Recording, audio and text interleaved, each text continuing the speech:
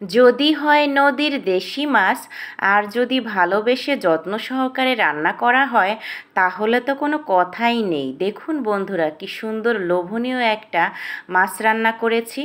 এটা হচ্ছে নদীর আইড় মাছ। তাই এরকম রান্না দেখতে হলে থাকতে হবে আমার সাথে আর দেখতে হবে পুরো ভিডিও। এই যে মাছটা ঠিক এরকম ছিল দেখুন বন্ধুরা।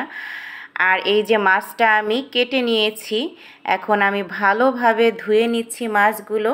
হ্যালো এভরিওয়ান, আসসালামু আলাইকুম, welcome to new another blog. আমি ইশরাত জাহান হাজির হয়ে গেলাম আবারও আপনাদের মাঝে নতুন একটি ব্লগ ভিডিও নিয়ে। আশা করি দেশ ও দেশের বাইরে যে যেখান থেকে আমার ভিডিওটি দেখছেন সবাই ভালো আছেন, সুস্থ আছেন। তো মাছটা রান্না করার জন্য আমি মশলা কষিয়ে নিয়েছি।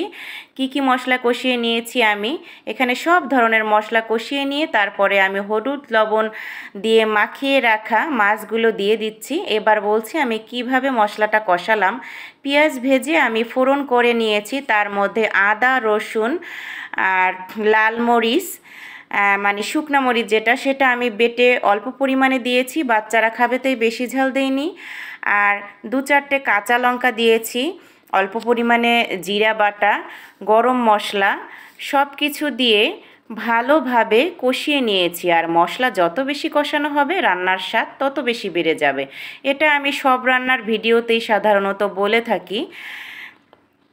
তো মশলাটা কষিয়ে নিয়েছি। মাছগুলো দেওয়ার পরে মাছের ভিতরে যাতে মশলাটা প্রবেশ করে এজন্য ঢেকে দিয়ে আবার একটু ঢাকনাটা খুলে দেখছি কি অবস্থা। তো নদীর আইড় মাছ অনেক নরম থাকে, এই জন্য হালকা করে নাড়াচাড়া করতে হবে। আমি অফ ক্যামেরায় উলটপালট করে দিয়েছি মাছগুলো।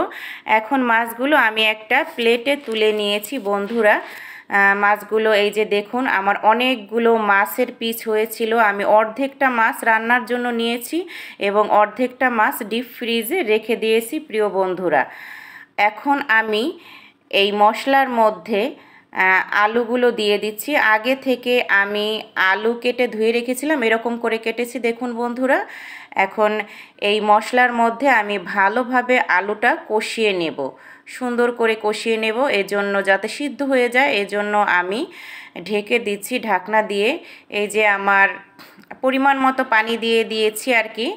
আলুটা অনেকটাই সিদ্ধ হয়ে এসেছে, পরিমাণ মতো পানি দিয়ে দিয়েছি। এখন কষিয়ে রাখা মাছগুলো আমি জাল অফ করে দেখার সৌন্দর্যের জন্য একে একে মাছের টুকরোগুলো দিয়ে দিচ্ছে বন্ধুরা। আর এই মাছ কিন্তু আমি অনেক সুন্দরভাবে ধুয়েছি, আমার মাছ ধোয়াই অন্যরকম। আমি মাছ প্রথমে ভালোভাবে ধুয়েছি যাতে রক্তটা চলে যায় আর কি। ভালোভাবে বেশ কয়েকবার ধুয়েছি, তারপর আমি লবণ দিয়ে 2 থেকে 3 বার মাছটাকে ধুয়েছি। তারপরে গরম পানি দিয়ে মাছটাকে ধুয়েছি।